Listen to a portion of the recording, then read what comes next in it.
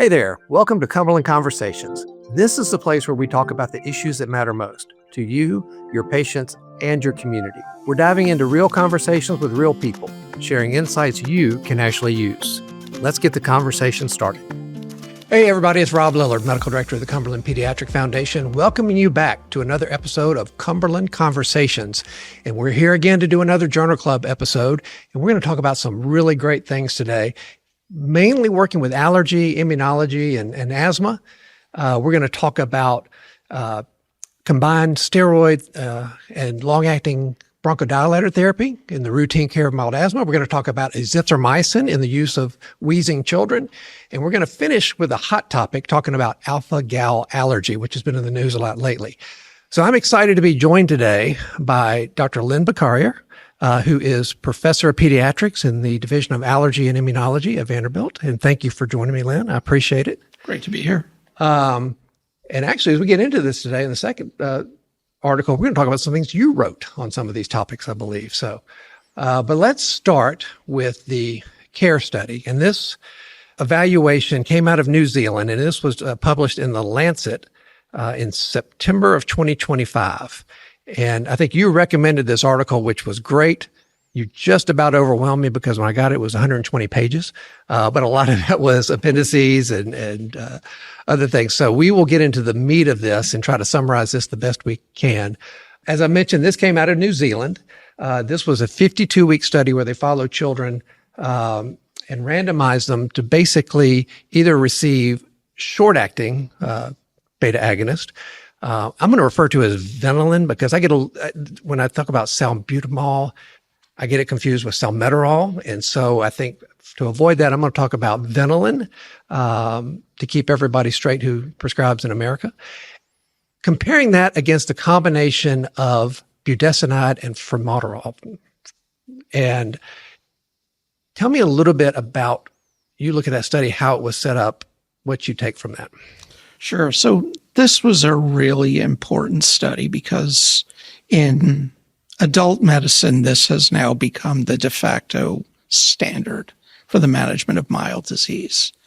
And it was done in an effort to see if you could improve asthma outcomes in children with mild asthma by, instead of rescuing them with a bronchodilator alone, anytime they were symptomatic, they would receive a bronchodilator combined with an inhaled corticosteroid, an anti-inflammatory, an approach that's now referred to as AIR, or anti-inflammatory reliever strategy. So this combination is very unique in that the bronchodilator, formoterol, is a long-acting bronchodilator. So unlike albuterol, which lasts 4 to 6 hours, this drug lasts 9 to 12, but they have identical onsets of action. So it is as effective an acute bronchodilator as is albuterol, which makes it amenable to its use as a rescue therapy and not just as a controller, how we've thought about it for more than a decade. So I think that's really important. It was an open label study. So patients knew what they were getting, but it was indeed randomized. Yeah. And so basically at the onset of symptoms or wheezing, they were to use this as a rescue inhaler. For any symptoms, however they would have normally used their rescue inhaler, they would have either used albuterol or they would have used budesonide formoterol. Okay. And what they were able to show was when that was done, there was a 45% reduction in significant exacerbations. And there was a trend towards less severe exacerbations. I don't think it reached clinical significance, but it was a significant enough trend to consider. So this has been, and we talked about this just a minute ago before we got started. This has been recommended, as you said, in adults and older adolescents, but it hasn't really had the uptake that I think you would want or most of us would want. And I can understand that there's probably some concerns about adding the steroid or the long-acting bronchodilator, especially if people think about growth concerns in children. But actually, that was one of the things they looked at in this study, and they saw no significant changes in growth. Is that correct? Correct. Yeah. So, I mean, it seems like well, let's talk about a couple things. They saw a bigger effect in boys. Do you want to touch on when they looked at the exhaled nitric oxide? Because I think obviously, I think they all had an elevated nitric oxide in the beginning, showing the inflammation. But the effect, I think, was more noticeable in the adolescents. Is that correct? And so, Yeah. is that just because we think maybe it's more viral induced in younger children, or as opposed to being more allergic older? Or what did you make of that? I think it's tough to make a full story out of their subgroup analyses.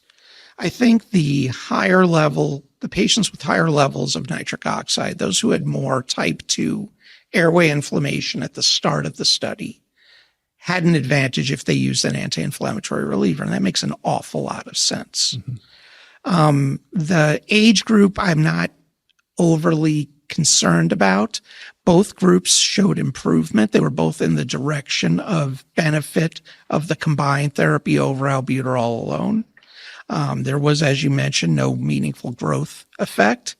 And I would suspect, this was only a 1-year study, that fewer steroid requiring exacerbations are of a great advantage to patients.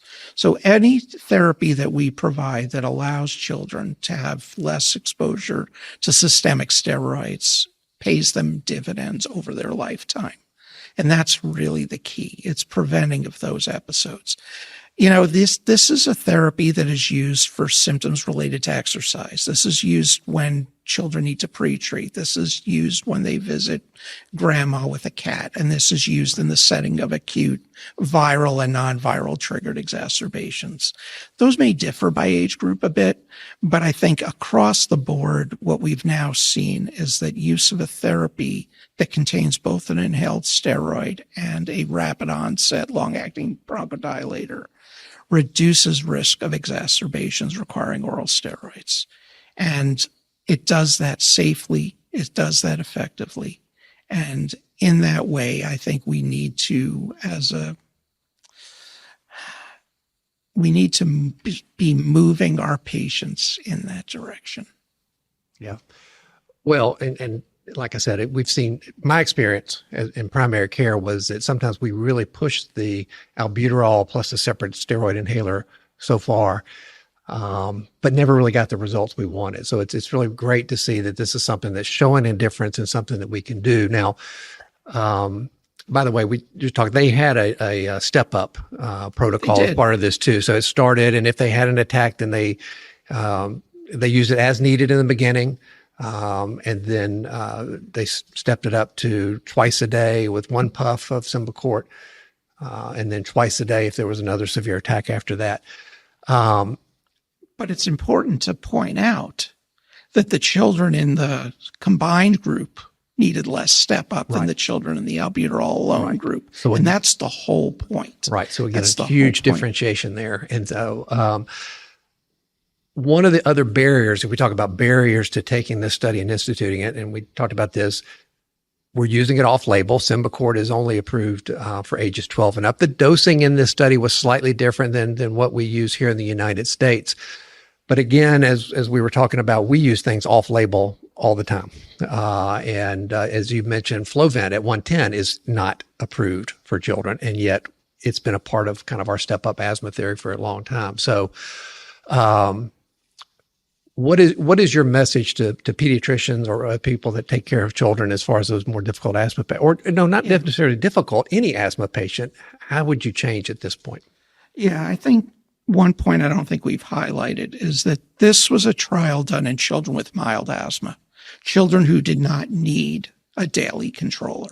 So these are children who would not have typically been recommended to use a daily controller. The only difference here is that they were given a combination inhaler for rescue as opposed to albuterol alone. As we get into children who need daily therapy, there's also advantages to this rescue strategy over albuterol alone. The FDA component to this is tricky, but not. The FDA provides its recommendations and its approval for pharmaceutical manufacturers in terms of promotion. It does not say what physicians can or can't do with these therapies. These therapies are recommended as first line in both the U.S. and international GINA guidelines. The groups that have evaluated the literature have made the conclusion that this is best care. And I think that is the recommendation to follow rather than the FDA label. The FDA label will not change because the companies that manufacture these products are not going to do the studies in the U.S. necessary to get that label change. That doesn't mean they don't work just the same. It's just it's a regulatory issue more than a clinical issue. I think folks can feel very comfortable based on the strength of the literature and that both national and international guidelines endorse and first line recommend these approaches, should give comfort that you are providing the best of care when you treat children with anti-inflammatory rescue therapy. Right. And to get back to your point, which is so important, a lot of the children were excluded from this study had they been on leukotriene medicines or had corticosteroids within the last, I can't remember, a few months before the study or maybe a year before the study. So this really focuses in on your everyday kind of occasional wheezer who probably carries more of an inflammatory load than we kind of like to think about. Is that fair to say? It is. I think these are the children with mild disease where historically we've given them an albuterol inhaler. We say use it. They may or may not have had an asthma exacerbation in the past year, but we know they're at risk of having those. And by this simple change that does not require daily therapy, that does not require ongoing therapy, it's just rescue, but it's better rescue. It's more effective rescue, and it prevents exacerbations in a substantially greater proportion of children than albuterol alone did. Yeah. Well, let's hope we can spread the gospel and get that done. Of course, this was all done with metered dose inhalers and spacers. And so just to say we should always be using spacers in these children as well. That's Agreed. Also the standard, correct? Yeah. Agreed. Well, that's great. And so anything you want to add before we move on to our next paper? Yeah, I just want to, thank you for bringing this this concept out, because I think this is really essential that our primary care colleagues really begin to think carefully about shifting our care to these patients who we have reflexively treated in what was for a long time, that's just the way we did it. Right. And it requires real effort to say, I'm going to do it differently. Right. And again, as we shift to a younger population, I think it's worth mentioning, and again, we discussed is they're less likely to ask for their medications when they need it. They're going to have to be directed by a parent. So as a parent, sometimes I think there's a slower response to symptoms that an adolescent would probably self-treat much quicker. I think that's part of it. That may have explained in part the trend toward an age difference. But I think as we retrain patients, we may get better at that. The other point here is we need to have an educational outreach to school nurses who may not be equally comfortable when we send in a non-albuterol medicine and say when the child needs pre-treatment or acute relief, right, give them this instead of albuterol. And that's also going to take some time to sort of. Is there an educational process going on currently in schools? And there is, and I'm very fortunate that I am currently president-elect of the American Academy of Allergy, Asthma, and Immunology. Congratulations. And thank you. And as part of my efforts during that term, one of the initiatives that we're going to put forth is a broad approach to try to get this type of therapy into a sort of broader context and to help school nurses and other constituencies understand the importance of beginning to do things differently than we have for the last 30, 40 years. Right. Well, as someone who's practiced for 30 years, I think it is difficult when you're trying to turn something on its head that goes back as far as you remember. So exactly right. But this helps, and so thank you for talking about it and bringing the paper to my attention. I think it's great. So But let's move on, and we're going to talk about another one that was in the news recently and changes a lot of things, and has as kind of a historical reference for you, because I think you were involved in looking at azithromycin. When was that paper? 2015, I believe. Yeah, something like that, 10 years ago. So what we're looking at is a paper that was published in the New England Journal of Medicine, and this was in May of 2026, I believe. Yes. Okay. So azithromycin for preschoolers with wheezing in the emergency department. Now, this was a Bacharier study, looked at 840 children, and the age range we're looking at here is the 18-month to 59-month, so basically the 5-year-olds, who had significant wheezing, moderate to acute wheezing.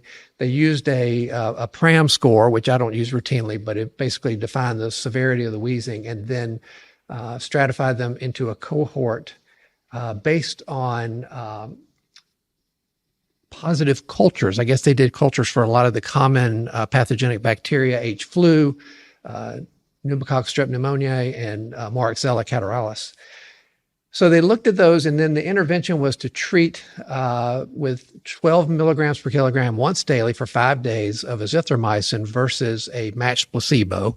So they actually matched the placebo to the same texture, taste, and all that sort of stuff to keep it all hidden. But it's interesting. They monitored these kids daily, and they took a score, the asthma flare-up diary for young children. And they, to my understanding, they scored it every day for 5 days. You could score anything from 1 to 7 on that score. And then each day score was summed up and totaled, and then analyzed. And the good news, I guess if there's good news, the antibiotic worked for eliminating the bacteria, right? 58% clearance of the bacteria using the azithromycin versus 11% in the placebo group. So you would think that would be awesome, right? I mean, it should clear up everything right away. Unfortunately, this is a study that was stopped because of futility in the middle, because the difference in respiratory distress or respiratory illness did not change a bit, right? So there was no differences in length of stay, hospital length of stay. These were all secondary outcomes they looked at, return visits, and adverse events. So, you know, I remember being taught that, of course, azithromycin has anti-inflammatory effects, antibacterial effects. And I think the paper that you wrote, which I didn't pull, but you can comment on, obviously, was a little bit different because you were looking at milder wheezers. I'll let you elaborate on that and tell me what you think of the paper. Yeah, thanks. So, you know, this study was based on a study we did about 10 years ago where we asked a fundamentally different question. We were interested in young preschool children who had recurrent wheeze, and using azithromycin as an anti-inflammatory and/or antimicrobial. We asked if you gave it at the very first sign of a respiratory illness, before the lower respiratory tract got involved, so signs of a runny nose, early signs of a cold, could you prevent progression to an episode that would have required systemic steroids for rescue?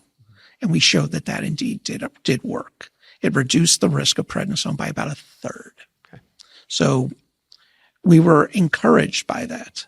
And just to be clear, so these were children, you said recurrent wheezing. They had a set number of episodes or hospitalizations or steroid It was usage. recurrent wheeze and need for oral steroids previously. Okay. But this was done at home by the parents at the early signs of a respiratory tract illness. Okay. Given the fact that a third of all preschool asthma wheezing encounters in the United States were associated with an antibiotic prescription, these investigators asked, if you show up in an emergency department with a substantial episode where you're already wheezing and have moderate to severe severity, would that azithromycin hasten recovery from that episode? And the answer was a convincing no. Maybe it was timing. Maybe giving it early has an effect, whereas giving it in the setting of acute low respiratory tract involvement does not. Maybe there's just something different about, giving it late. Whether it works as an antimicrobial or an anti-inflammatory, we still don't know. We've studied it in viral illnesses. We've shown anti-inflammatory effects that don't seem to have clinical correlates. We know that all the asthma guidelines discourage antibiotic use in the setting of asthma exacerbations, despite its widespread use.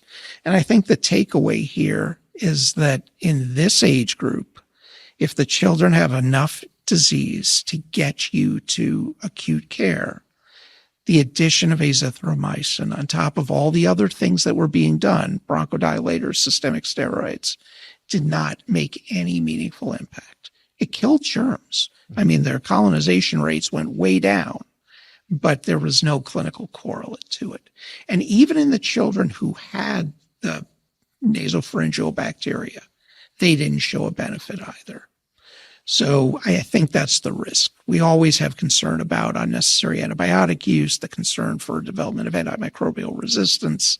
So I think this is one of those very important negative studies. And that's the reason it's in the New England Journal of Medicine, despite being stopped early for futility, because I think it's an encouragement that we have some things that work and some things that don't. Right.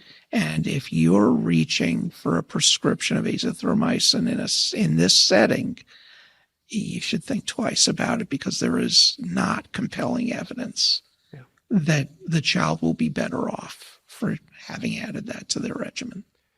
Well, it's a good example of how science sometimes works at its best when studies don't go as planned, right? Because when things don't work, we gain a lot from that too. So, so if we wrap this all in and we're looking at an audience that takes care of children, and I think for a lot of us, or at least for me, I think azithromycin was something I would consider in that situation where they're in my office and they're already sick and wheezing pretty heavily. So you're in the office, you're seeing lots of children in the winter who have wheezed before, and they come in with colds, you hear a little wheezing again, but they're not sick. How do you bring that home? Would you lean on the side of being conservative, do you think, or? I mean, I would definitely trial bronchodilators. Mm-hmm. It helps more than you think. Systemic steroids are iffy in this age group. Unless you are hospitalized or need emergency department care, the data for systemic steroids in outpatient episodes in preschool children is far from convincing. So I think it's frequent bronchodilators, it's conservative management, it's teaching families what symptom progression would look like and when to bring the child back for additional care. There are studies using high-dose inhaled corticosteroids in this situation. That's another strategy that could be considered.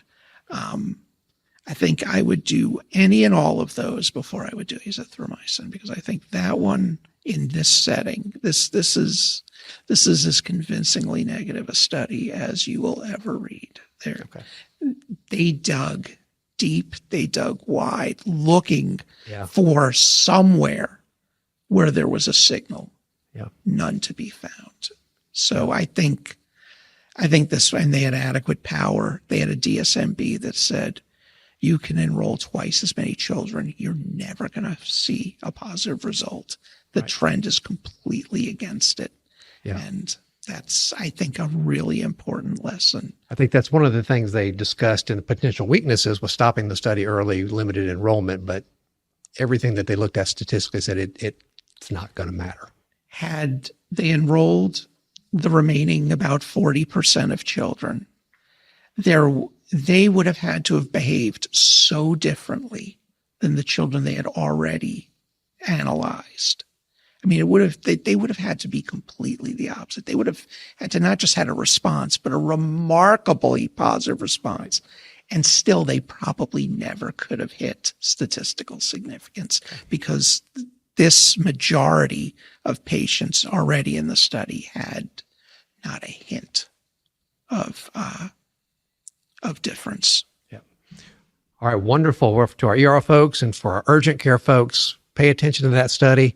I think we're really, at least at the Vanderbilt system, we're trying to to really pay attention to our stewardship with antibiotics. But this really brings it home that for the respiratory, we really don't need to be doing some of the things we're doing. Yeah, just one caveat though. These are children who did not undergo a thorough evaluation for concomitant suspicious pneumonia. This is wheezing alone. If you are convinced that there is a mnemonic process, ideally confirmed by chest radiograph and other features, then you would think differently. Right. That's sort of asthmonia phenotype.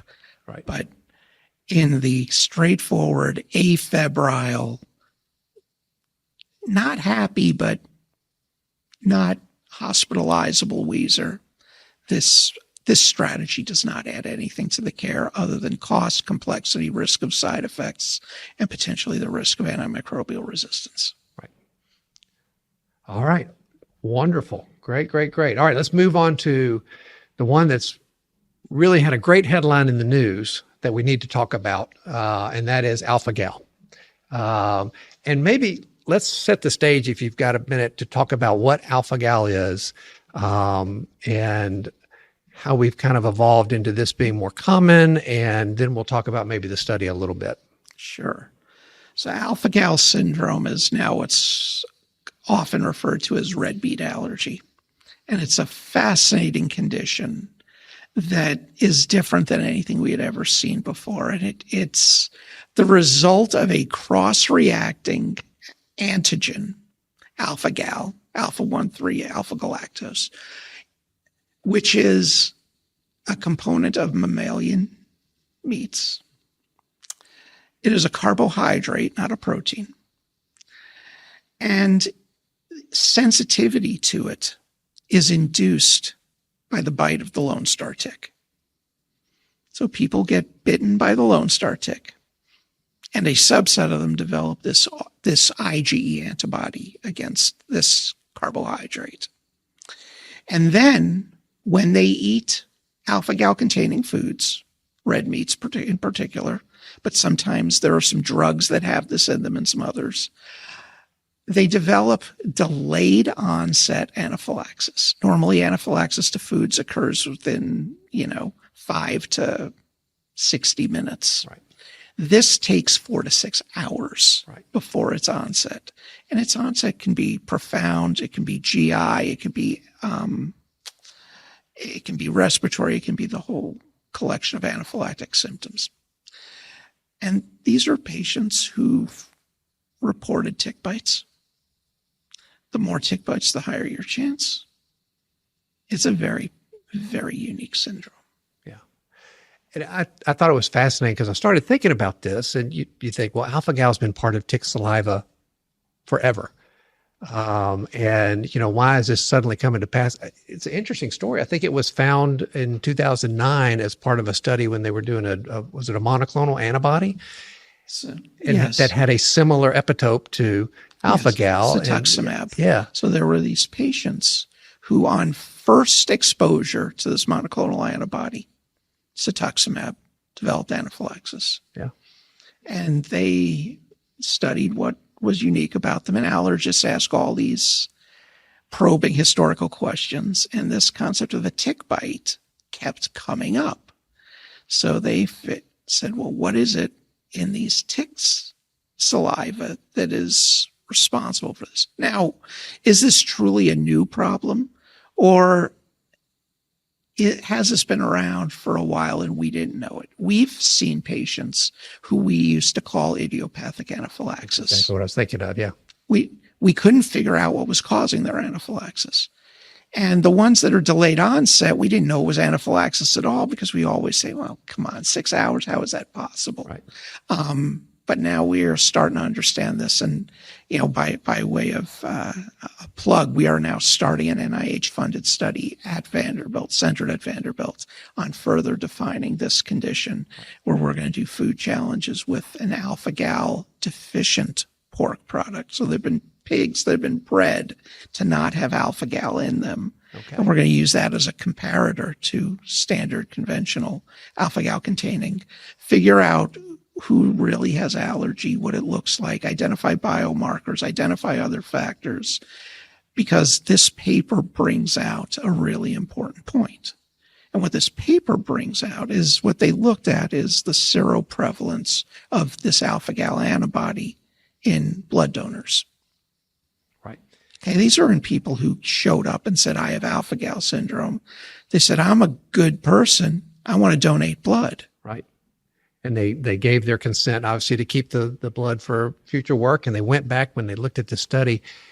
And we are kind of in the bullseye of this, right? In Tennessee, it's basically in the southeastern states, Tennessee, Kentucky, Missouri, Arkansas was sort of the hotbed, I think, and with the highest incidence, which I believe was in the 30% range.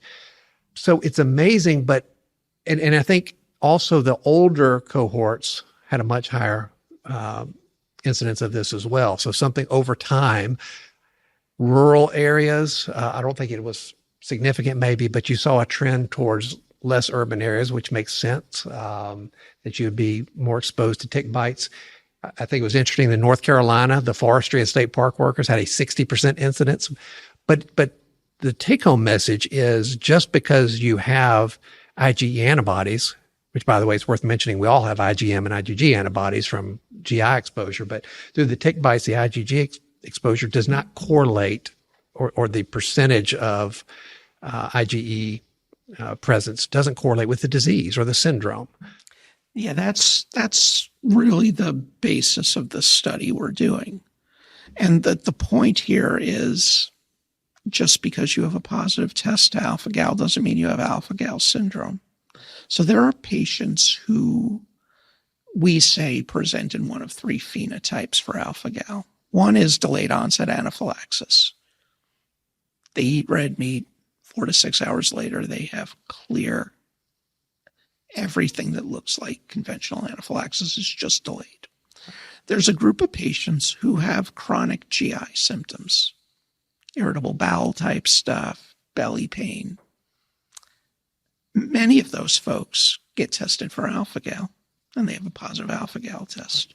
Whether that collection of symptoms is in any way biologically related to that antibody is uncertain. And then there are patients who have chronic hives, who also, you might imagine, have been tested for alpha-gal and have positive tests. But again, we know now that in states where this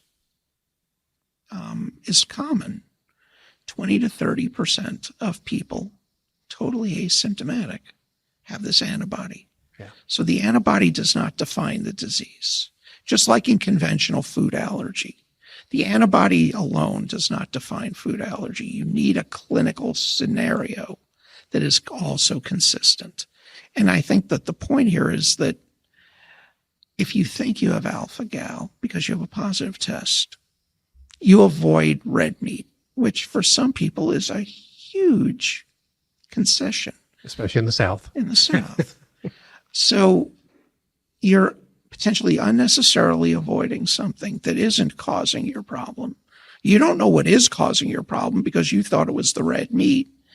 It leads to a lot of frustration. It leads to, real challenges folks, feel are, and then there's a long list of other food and other food products that have trivial amounts of alpha-gal in them. So if you think you're allergic to it, then you start avoiding more than red meats. And then all of a sudden, you have a very complicated diet in front of you that may or may not be medically necessary. Yeah.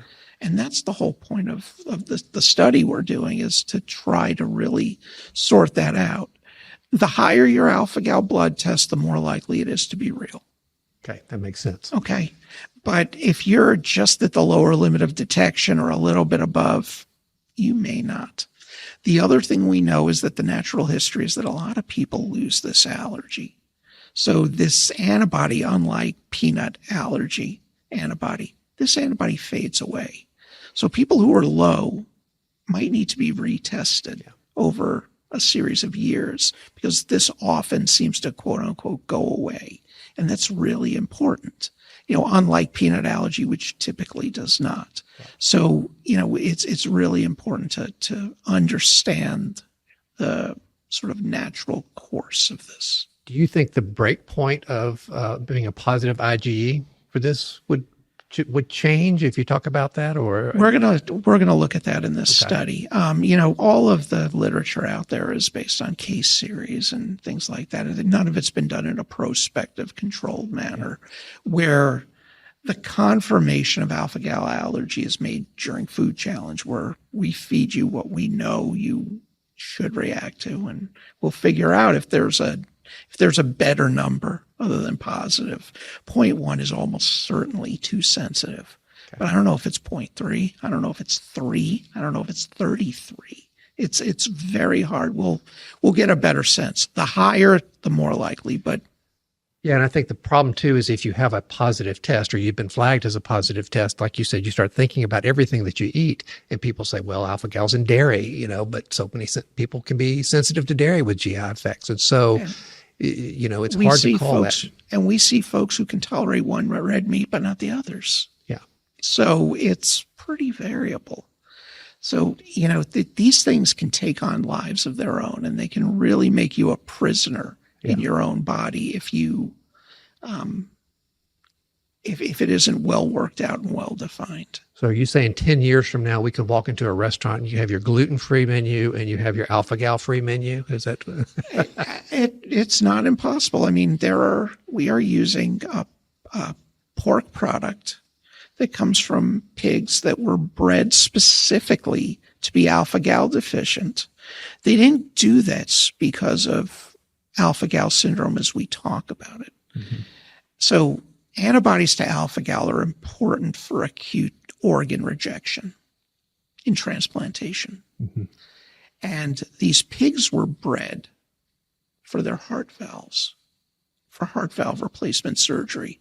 Because if you take a standard pig heart valve and you put it in a patient with alpha-gal, the valve falls apart. And that's not what you want after your heart valve replacement. And now there's a lot of research being done with these animals for xenotransplantation, because if you can get rid of alpha-gal, maybe we can start using non-human organs in transplant, because that alpha-gal in them makes them targets for rejection. Yeah. And it always fascinates me, the overlap between blood types and certain diseases. And blood type B seems to be protective. Because there's a very similar epitope there as well. And so there's an alpha-gal-like structure in Lewis antigen B and we know if you have an antigen, you usually don't become allergic to it.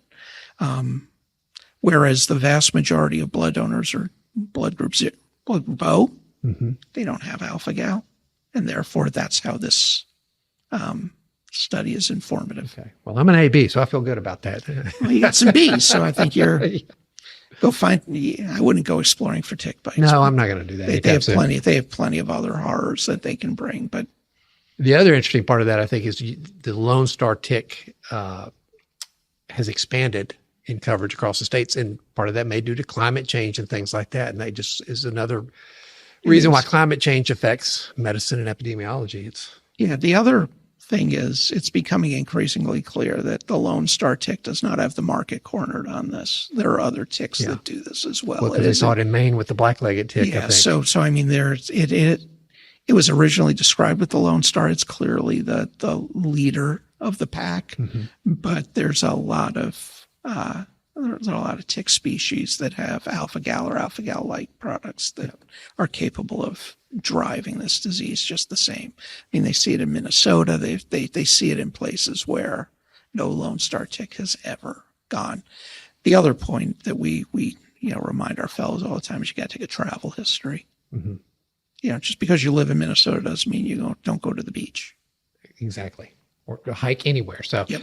So I think wrapping that all up, I think the key is you heard a lot in the media. People may want to be tested, but you really have to be thoughtful about testing. And as I was taught a long time ago, know what you're going to do with the test result before you order the test. And I think this paper helps us think through that, and you've helped us think through that. So I appreciate that.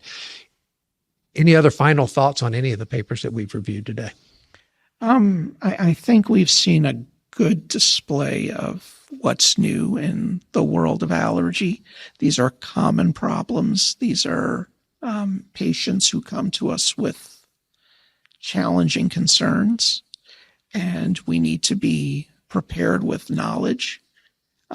What we've seen today is that just because you have a positive test doesn't mean you have a disease. Mothers, fathers of acutely sick children often find an antibiotic prescription to be reassuring, and it's harder to not write one than it is to write one. Mm-hmm. But at least in the setting we talked about today, we should hold strong that antibiotics don't help every situation, and we should be very thoughtful and judicious about it. Yet another reason to do so.